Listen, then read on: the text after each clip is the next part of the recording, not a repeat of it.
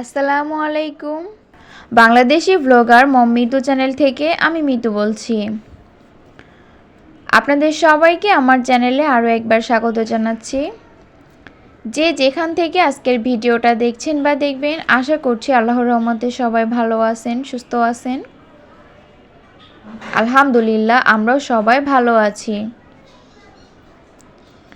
আজকের ভিডিওটা একটু অন্যরকম, জানি না আপনাদের কাছে কেমন লাগবে।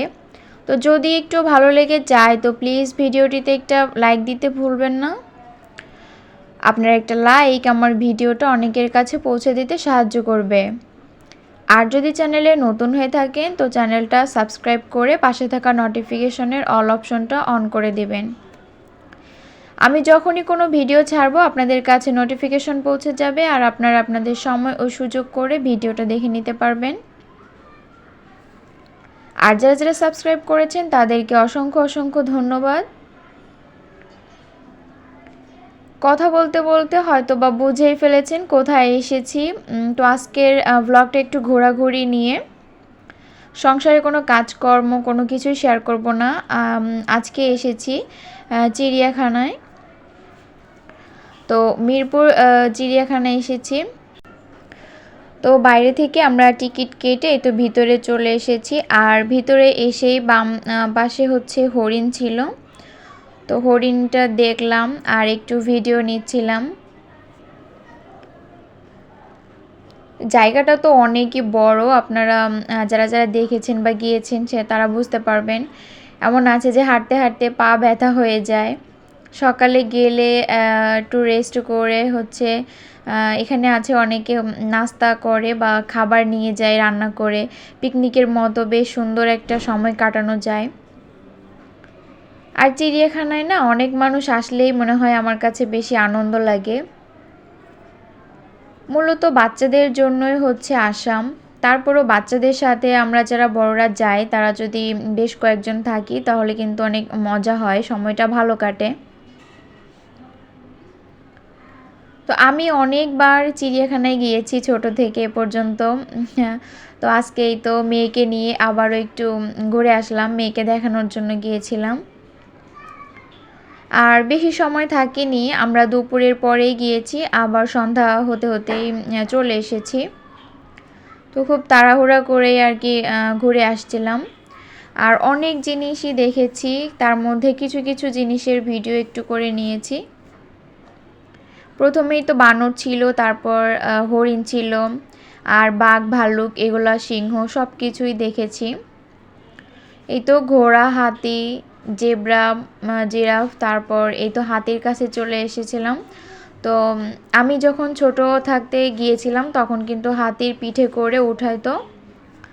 তো এখন সেটা হয় না, শুধু এমনিই হাতিকে দেখা যায়।